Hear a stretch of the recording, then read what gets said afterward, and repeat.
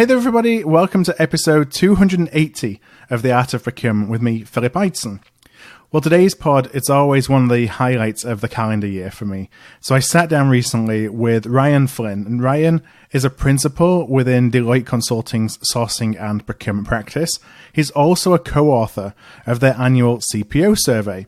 Today, we're going to go beyond the numbers and discuss the findings and the trends from this year's CPO survey.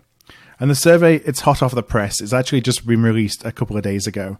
And it's going to take a slightly different path this year than in years gone by. So you're going to hear about all that when we dig deep into the conversation. Now, before we do jump in, I just want to thank Tradove for their support of Procurement Thought Leadership and for sponsoring this episode of Art of Procurement. Well, Tradove eliminates pain points for buyers and sellers, purchasing urgency, unaligned buying and selling processes, lack of communication and transparency within their own teams, and difficulties discovering new suppliers. One of the things that you can do with Tradove is build your own private network or community. You can do that for free.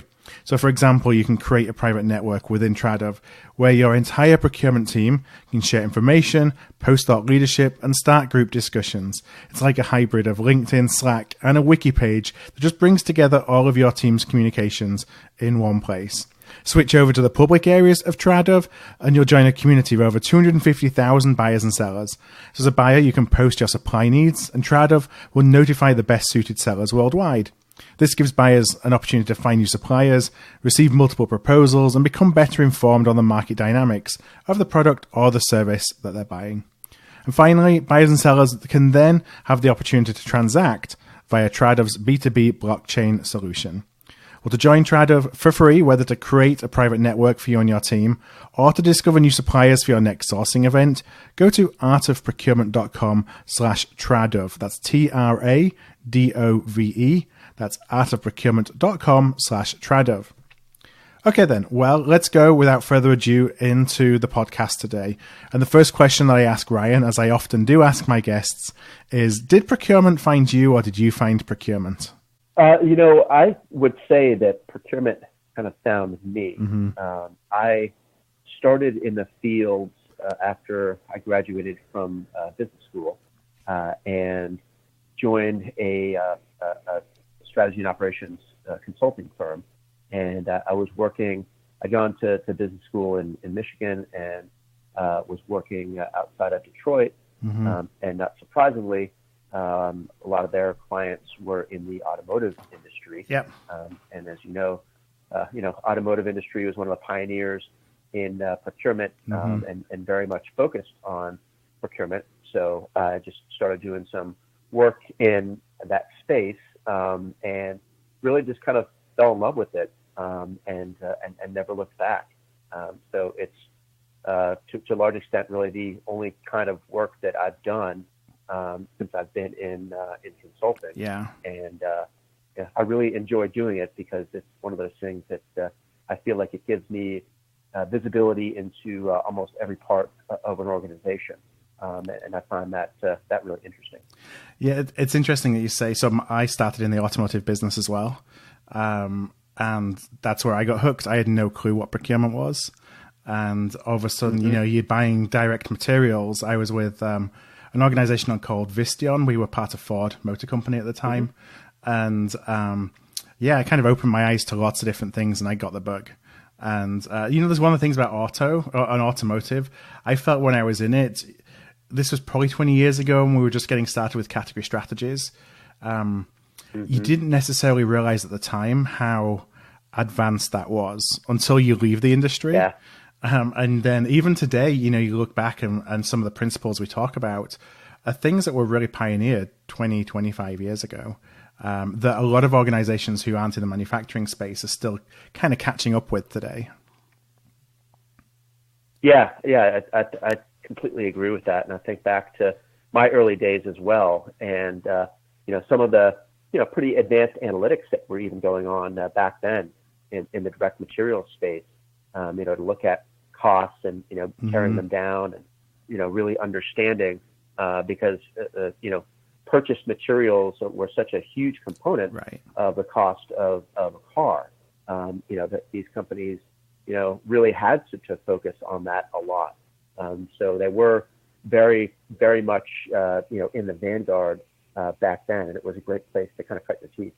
Yeah. Now, I want to come to today and talk a little bit about this year's 2019 CPO survey, the Deloitte CPO survey. And longtime listeners will know, that it's a survey that I always eagerly anticipate, and I have done since back in the day when I was on the practitioner side. So, I'm really thankful that we have the opportunity to dig a little bit into it. One of the things that stood out to me, it's a little bit different this year than in previous years. And I think that's this focus on the idea of complexity and the importance of complexity to procurement leaders. And I just wonder if you could kind of explain and explore a little bit about that idea of complexity and how it became so prominent in this year's report. Yeah, so you're right that this year's report is a bit of a departure from how we had traditionally run the CPO survey. And we felt like we wanted to try to give it a bit more of an edge this year, make it a bit more, topical with everything going on. So, we really started with complexity as kind of a hypothesis, given, everything that's in the news and been going on in a business sense around, trade wars, tariffs, climate change, all of that. So, we obviously talked to a lot of different CPOs and other executives on a regular basis, and we heard them talking a lot about these challenges, and the newer ones that have emerged that I just mentioned. So, when we thought about it and thought about how, kind of thrown on top of the typical complexities that we've seen CPOs struggling with throughout the survey, things like how to build strong relationships internally, how to build the right teams to be able to execute on their strategies in a very difficult, talent market, and all of those even kind of amplified and mitigated at the same time by digital disruption. It just seemed like the right topic to frame the survey this time around. Now, when you're looking into complexity, one of the things that you talk about, and I'd like if you could just kind of define this, is the difference between good complexity and bad complexity. That complexity doesn't necessarily need to be a negative. Yeah, and I thought that was an interesting way to look at this. The bad side of complexity, I would say that's pretty straightforward, and that's the kind of headwinds that CPOs are facing every day, both externally, things like tariffs, as mentioned, potential supply chain disruptions, regulatory challenges that are changing. We've got the new California privacy law coming up, and I know that's going to be kind of a big deal for organizations and procurement organizations to deal with, and then internal complexity. So things that, as mentioned, have been there. Convincing the business to let procurement source a sensitive category and get their foot in the door, trying to find the right talent for their team, dealing with, in a lot of cases, old, disparate technology systems, poor data. These are things that have come up in past surveys that CPOs deal with on a regular basis. I would certainly say that bad complexity, has increased over the past couple of years, and it's made the CPO's job a lot more challenging. And as I said, there are these emerging areas that they're having to deal with that are making life even more difficult and creating a fair amount of uncertainty.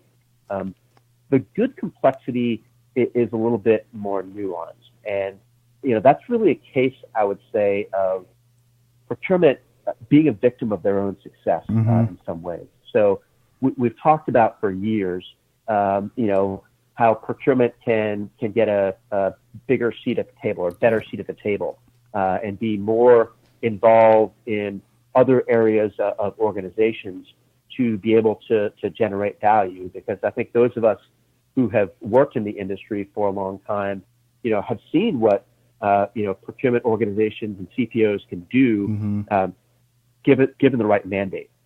So as procurement organizations have expanded their influence, getting involved in managing spend across, the organization into different categories, delivering more savings and value, taking on more responsibility in areas like product innovation, mergers and acquisitions, risk management. Their jobs have naturally become more difficult as they balance that traditional role of delivering cost savings to the organization with some of these, newer responsibilities. So I would call good complexity, a little bit of a be careful what you ask for, you might get it. Yep. Because it's something that we've all been advocating for a long time. And, we're starting to see the fruits of that. But it's certainly, making the job of the procurement leader, the CPO, more challenging. They're juggling more and more, and their teams are juggling more and more because of this good complexity. If you look at kind of the digital part of things, I think that's really interesting as well, because that has some of the qualities of both the good and the bad complexity. So, on the good side, it certainly has the potential to be one of the keys, as we say in the survey, to successfully managing overall complexity. But a lot of companies are struggling with it, and it does bring some, real challenges to the CPO. Things like increased cyber threats from greater connectivity, for example, or impact on operating models. To be able to take advantage of analytics and the ability of digital to drive efficiencies. Now, I feel like all these present a really good opportunity for procurement to, bring more value to the organization. Like you said, it's something we've been asking. Well, I say asking for. We've been feeling like, we're looking to our organizations to place a greater value on the things we do, and there's a lot to unpack there that I don't want to go into, particularly because I think it's really contingent upon us to be able to provide that value proposition. And which I guess comes to the question I have is, while these opportunities exist for the CPO because of this complexity, how incumbent is it upon us to really still sell the art of the possible to our executive team, that these are challenges that we can help an organization actually overcome, as opposed to they coming and falling in our lap? Yeah, I think there's always going to be a need for procurement to kind of self-promote. And just from my experience, having worked with a lot of different procurement organizations and procurement leaders, I wouldn't say that always comes very naturally to procurement leaders. But it's really important because, that's how you get the word out about the good that you're doing. There's so much going on in organizations today that you really do, to some extent, have to kind of stand up and wave your hand and shout a little bit, make sure that people are paying attention to what you're doing, and really kind of go out there and prove on a regular basis that you can deliver value to the organization. So I do think it's something that procurement organizations have to really be out there advocating for, while at the same time making sure that they have a plan to execute on it if they actually get it. Yes, always the danger zone is put yourself out there and then careful what you ask for. Exactly. Then it's business as usual, and you kind of lose your shot at demonstrating that you can do different things. And I feel that oftentimes it's, our executives, they're not necessarily deliberately going out to circumvent procurement, which sometimes it feels like that, when you're at the operational level. They just don't understand what we can do. And so that's where I see it's a lot on us, is really to start educating that procurement functionally has the ability to help solve some of these challenges, and these are the ways that we can do it, as opposed to looking at it as if, well, the folks in the business don't really care about what we do. They just think that we save money, or that's our reason for being.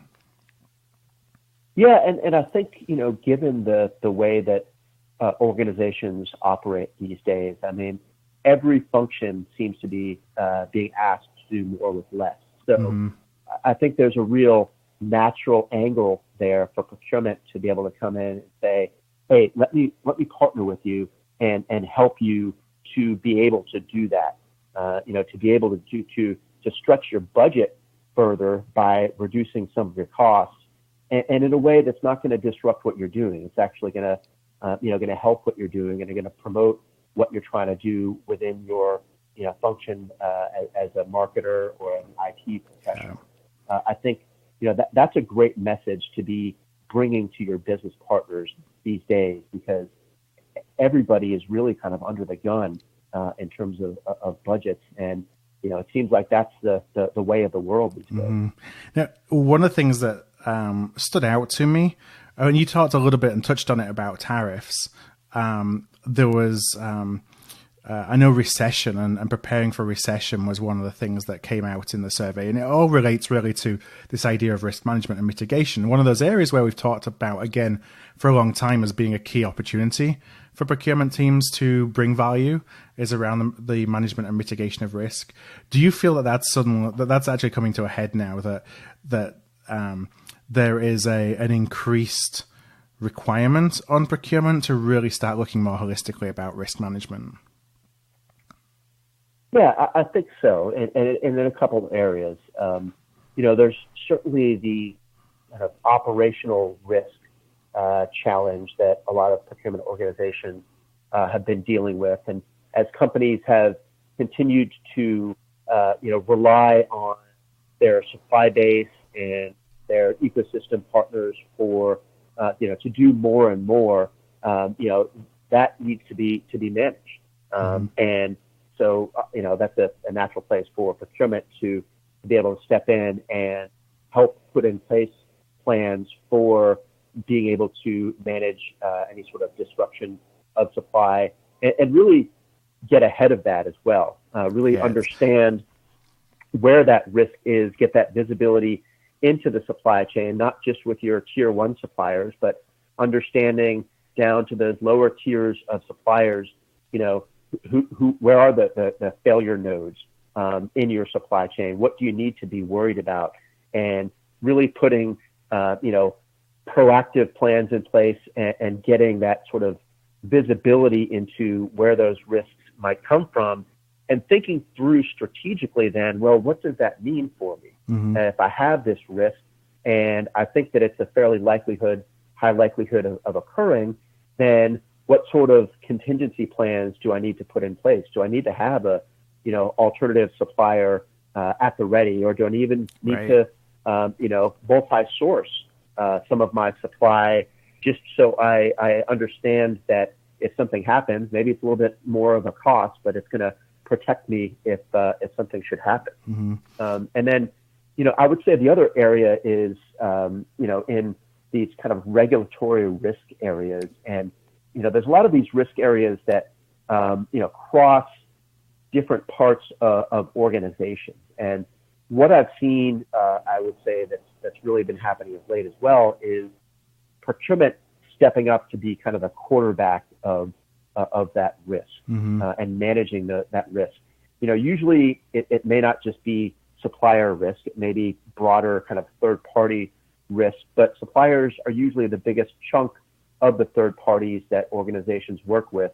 And it's very natural for procurement to step into that space and help to manage that type of risk. And, a great example is something that is on the top of everyone's mind. It's cybersecurity and information security and privacy. And, a lot of that has to do with suppliers, and making sure that you vet some of these suppliers to make sure that they have the right controls in place before you're doing business with them. And, a lot of this goes back to digital as well, because so many parts of the organization are trying to, leverage suppliers and maybe new suppliers that can do really great things, but, might want access to some of your company data to do some of that. So it's really important to have someone kind of standing in the center of that, like procurement, to help drive that and work across different functions to make that more effective. So in the organizations that you have seen where procurement has taken that leading role and has proactively taken the role to kind of quarterback risk, and specifically when you're thinking about some of the risk elements you talked about, like cybersecurity, how have they been able to position themselves into that role? Is it because there's a vacuum to be filled, or because they've been able to pitch, this is the reason why procurement is the right spot for it? It's probably a little bit of both. But I think that a lot of times it's a vacuum, and there's a need for someone to be able to help drive it from the center, because what I'm seeing a lot of times is that organizations are starting to realize that we don't want to treat these different types of risks as one-offs necessarily. We want to be able to get a broad relationship view of both performance and risk within our supply base. And we don't want to have all these different parts of the organization, pinging our suppliers at different times, maybe collecting some of the same information for different types of risks. We want to be able to do this in an efficient way. And really it gets back to being able to serve the business more effectively and at a greater speed. To be able to turn around some of these assessments of risk when the business wants to engage with a new supplier. Yeah. So I think that's a big part of it, is to say, hey, how can we do this both more efficiently and more effectively in a way that will, let us get on top of the risk and serve the business and allow them to, respond to what's going on more quickly and innovate more quickly using the supply base. Mm-hmm. Now, in the report, we talk a little bit there about those companies who are being very successful and what they're doing to position themselves from a risk management perspective. When we look broader, you talk about this notion of complexity masters, those that are really firing on all cylinders, and the impact that they're making for their organization. I wonder if you could just talk a little bit about, what's the source of the master's advantage? What's making those stand out? What are they doing that's making them stand out? Yeah, so I think there's a couple of things that, when we look at what the complexity masters do well, that make them stand out versus the peers that we saw in the survey. I think that certainly, the level of influence that they have, on their spend, is one area that's really important. That we talked about the need to, be able to influence more spend, and not just from a sourcing perspective, but, create value for the organization in other ways as well. Not just savings, but also, helping with new product development, helping with organic growth, with M&A, with risk management. I think, the other area that's worth mentioning is, kind of alignment within the business. Yeah. So playing more of an active role in those areas in terms of strategic decision making, going upstream in the budgeting process and strategic planning process with their functional partners, to be able to influence what's going on earlier in the process, and kind of be able to demonstrate value earlier, and then being more effective as a partner to the different business functions that they work with, and I think that's an area where a lot of these complexity masters have been very successful in delivering savings year over year. And they're finding that, the traditional ways of delivering savings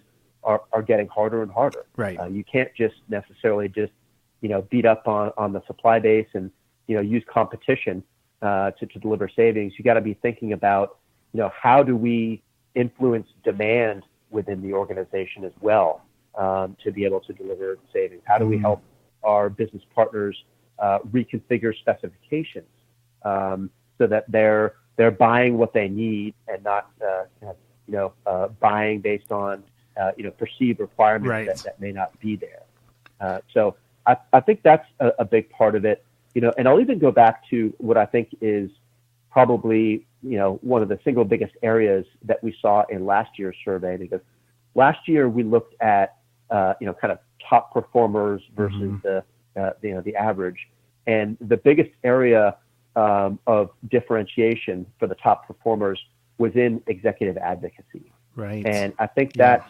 really, really critical to the success of procurement organizations.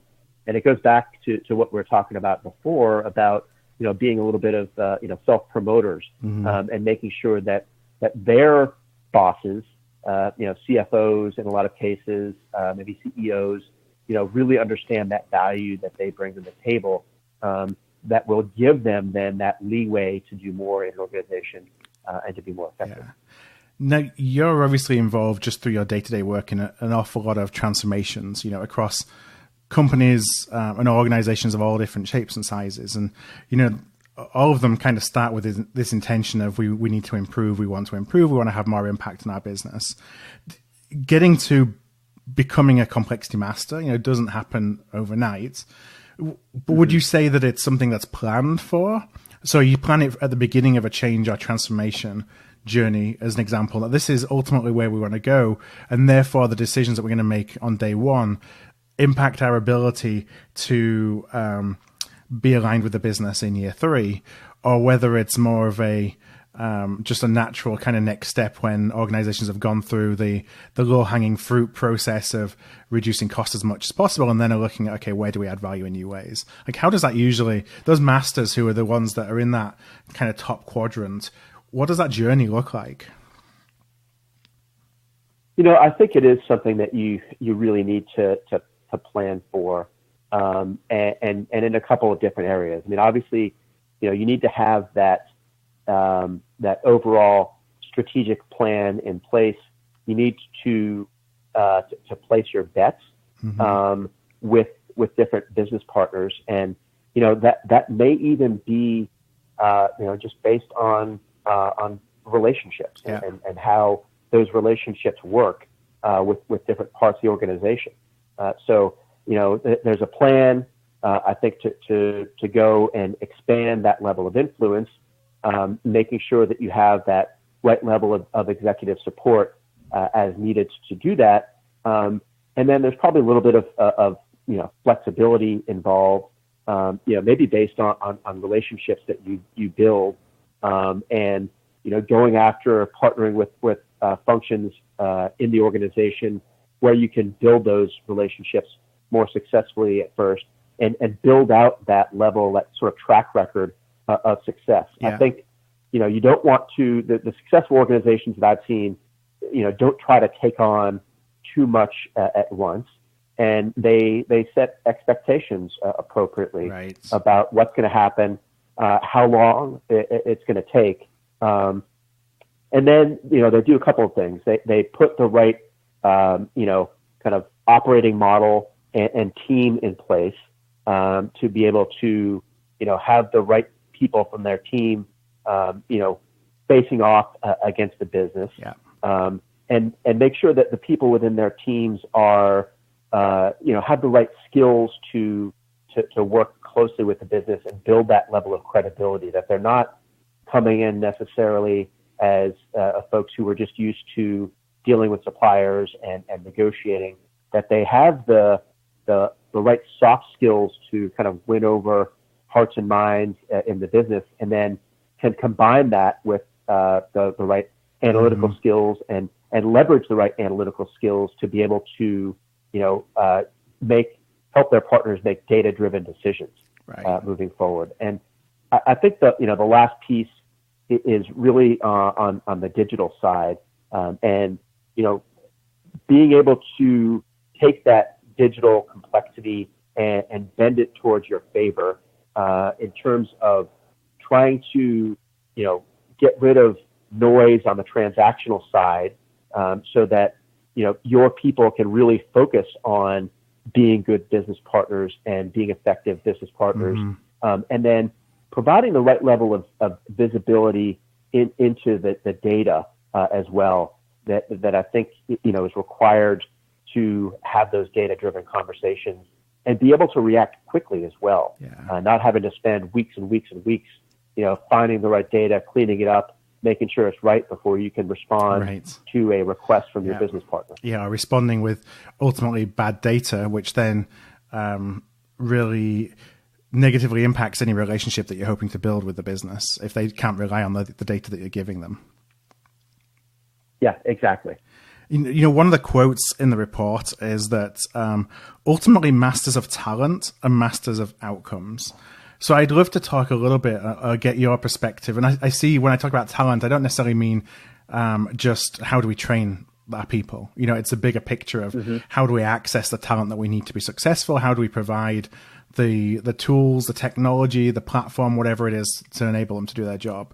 What are some of the things that you see the masters doing that really enables them to take advantage of the talent pool, however they bring that talent in that's at their disposal? Yeah, and I think you hit the nail on the head there with the looking at this more broadly, because I think that's what they're doing. They're not just thinking about how do I bring people in, how do I train them, et cetera. They're thinking about it from the lens of the strategies that they're trying to put in place, and then what do they need to do to execute on those strategies. And talent is an aspect of that. But it's a lot of the different components of successfully executing on that strategy are interwoven. So you mentioned the idea of technology and how technology can support what you're trying to do, and using newer technologies and maybe different operating models like shared services or outsourcing to take on a lot of the transactional burden. I mean, let's face it, the nature of procurement, there's a very large, transactional component to it that can really, take on a life of its own and be very challenging for a lot of companies. So the complexity masters have, really taken the transactional side and turned that into, more of a well-oiled machine through a combination of operating models and digital, so that they can focus on, areas that they know can drive value. Yeah.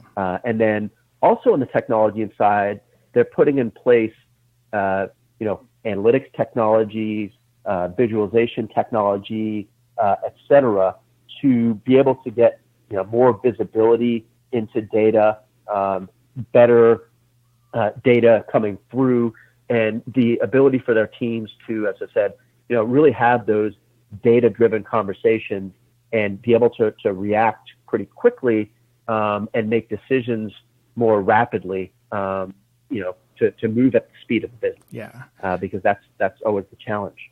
The other piece is, thinking through what your talent strategy is, and especially in light of the challenges that we've seen year over year around talent in the marketplace that have only gotten worse.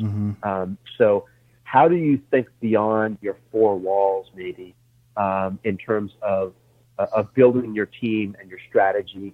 How do you leverage, maybe internal groups that you may have offshore in the organization that are for analytics? How do you leverage part-time or contingent workers, et cetera, to add on to what your core team is doing? I think we're seeing more and more of that as well, and that's an area where the complexity masters, the companies that are doing this well, they have an understanding of their limitations and what they can do, and they're looking outside of their organization for ways that they can get the right skills. Even if it's just on a part-time basis. Right, and I see that those companies who are doing that, they look at their internal resources in some ways being a project manager. So they're project managing all these different resources that they have access to, whether it's internal, external, where they get supply market insights from. And the ones that are successful are able to kind of package it all together into something that feels like it's a whole to the stakeholder. So they're managing all the complexity that goes on behind the scenes with bringing all that together, so it's seamless from a delivery perspective. Yeah, and I think that they're also thinking ahead. Yeah. And I've heard procurement leaders talk about how they're going into their local colleges and universities and speaking as part of a class, or starting a class specifically on procurement, and bringing in more interns over the summer to their organizations, so that they can broaden the supply of talent that's out there and start to kind of plan for the future. As we started off the podcast talking about, I think we both kind of fell into procurement and didn't really know what it was, and it was out there. So the more that these organizations can get out and start to tell the story of procurement and get people interested in it and excited about it, they'll be better able to recruit the next generation of talent. Mm-hmm. When we look, I think we talked actually off mic before we began recording today about this is the 11th year of the CPO report. And so, over that period of time, sometimes, we feel like we do all this change and we stay the same. There's not much movement. We talk about the same things a lot. So I would love to know from your view, like when we look at a trend perspective, what's different this year, or what's changing this year when you look back at last year or the last couple of years? Are we going in the right direction? Yeah, I think we are going in the right direction. I think there's still the typical need for procurement to cut costs, and obviously, if a recession or a slowdown does come more broadly, then that will only increase, and you saw that in the findings certainly. Yeah. But I think we're seeing progress being made. We're certainly seeing more procurement organizations expanding the scope of their services and taking on some of that good complexity that we described earlier in the discussion, and being asked to do different things like quarterback, risk management in different areas. And I think, we're seeing procurement organizations pivot, how they think as well. So, one of the areas that I think is interesting, when we look at, the fact that consolidating spend and increasing competition, are kind of the top two strategies.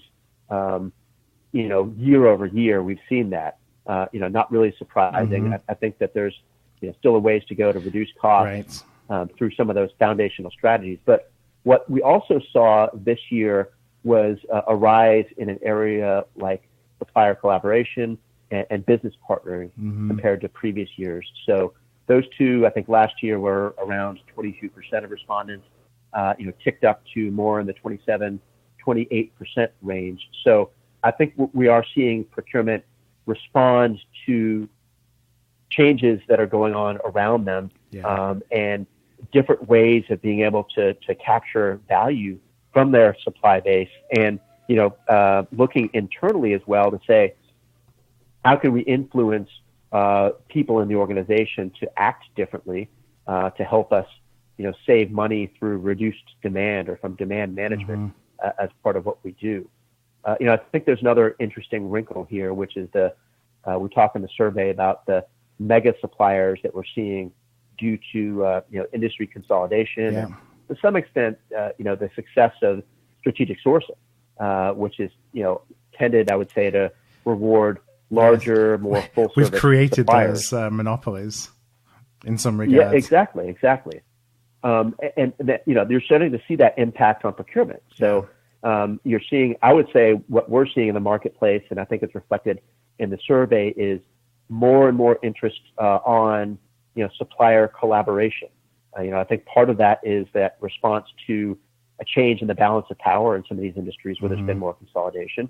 And I think that another part of it is also, maybe on the good news side is, organizations asking procurement for help in driving greater innovation from their suppliers, and more of a kind of a strategic partnership versus traditional us versus them viewpoint of the supplier relationship. Yeah, it's focusing on that alignment again that you mentioned before. Exactly. And I think one interesting thing, just an anecdote about different uses of some of these big suppliers, is that I was talking to a colleague from a Canadian practice, who was mentioning that he was doing a sourcing event, and their client had a lot of very far-flung locations throughout their country. And what they ended up using as a strategy was they kind of used the mega supplier as a sort of managed service to help manage the smaller suppliers in those far-flung locations. So I thought that was really interesting as a way to, take maybe where there wasn't that type of model in that particular category or industry and apply it as a way to maybe rely on a big supplier in more of a partnership way that, could be a win-win for both. Right. As you start to look at, working with those kind of partners, I've started to see that as well in organizations, again, where they have a similar situation. Actually, lots of small providers, but in a geographically dispersed area. And you can start to look at how can we align ourselves on outcomes then with that one provider, and drive the behaviors that we want to see, as opposed to managing 10, 20, 100, however many the number is, of suppliers very tactically. So definitely an opportunity for us. Rain, I know it's about time to wrap up. So I just have one final question before we go. And that's, if a CPO or procurement executive is listening, they're in an organization that, they have a procurement structure, they're doing some good work, but they're perhaps not really at that stage where they're jumping up into the master level. What are some of the things they should take away from the report, do you think, to, and perhaps areas of focus or opportunities that are in front of them? So I would say a couple of areas. And I think one is, being very, very deliberate about your plan for expanding your influence and delivering value within the organization, and balancing that with, making that plan kind of realistic so that you can be successful, because it's very challenging to get people's attention in today's organization. I mean, every organization that we work with, almost everyone is going through a tremendous amount of change, a lot of transformations going on. So it's hard to get people's attention in that type of situation. So you have to be deliberate, you have to have the right message, and you have to be able to deliver pretty quickly. To be able to do that, you really need to have that level of visibility into the data, into the analytics, to be able to drive that value. And even, as we talked about, have those conversations up front, bringing that data to those conversations so that you can show where those opportunities are, and have a conversation with the business partner about, how you can then execute on those opportunities. But I think that's a big part of it as well. And then I think, really learning to embrace digital, and figuring out a way to make it stick as well is really important. Because there's one side of it that is having that very good strategy around going digital, and being able to take advantage of these different technologies. And there's another part of it that I think is once you've done that, being more effective at driving adoption with those new technologies. And that was certainly an area where we saw that the masters were more likely to have those digital strategies aligned, more likely to be kind of collaborating with IT on that, and then we're more effective at driving adoption to some of these new technologies, so that that investment that you're making, you're getting that return because people are using the technologies that you put out there to be able to execute on your strategy. Yeah, it's so important to invest in change management and to make change management a big piece of anything that you're doing for exactly those reasons. You know, how many times do you see investments in technology that then go sitting idle because they weren't rolled out correctly, or people didn't understand, or they didn't have the right features, all those things, because you didn't bring the organization along with you on that change journey? Yeah, it's not usually the technology that fails. Right. It's usually the adoption that fails because you're not taking a deliberate approach to changing behaviors. Right. Well, Ryan, I just want to thank you so much for joining me and for sharing some of the insights from the survey with Art of Procurement listeners. For anybody who's listening that would like to go and download a copy of the Deloitte 2019 CPO survey, I would highly recommend that you do get a hand on the report. You can actually do that. There'll be a link on the show notes episode of today's podcast, and that's going to be at artofprocurement.com, episode 280. That's 280. That's artofprocurement.com /episode 280. So, Ryan, just one last time, I want to thank you so much for joining us and for all your insights today. Yeah, thank you, Philip. I really enjoyed the conversation. Thank you. Hi there. I want to thank you for tuning in to today's podcast. You can check out all of our back catalogue at artofprocurement.com /podcast, where you can also subscribe to our newsletter to make sure that you never miss an episode. And if you found value in today's show, I'd love if you would tell a peer, or perhaps go and rate and review by going to artofprocurement.com /review. Word of mouth really is the best way to help the podcast grow, and if you're able to do either one of those things, I would truly appreciate it.